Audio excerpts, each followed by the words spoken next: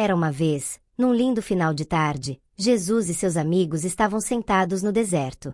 Eles fizeram uma fogueira bem quentinha, e todos ficaram ao redor dela. Jesus começou a contar histórias sobre o amor de Deus e disse: Eu sou o pão da vida. Quem fica comigo nunca mais vai ter fome. Jesus quer dizer que Ele é como um alimento para nossa alma. Se confiarmos nele, Ele vai sempre nos ajudar e cuidar da gente. Com Jesus, nunca estaremos sozinhos e sempre teremos amor no coração.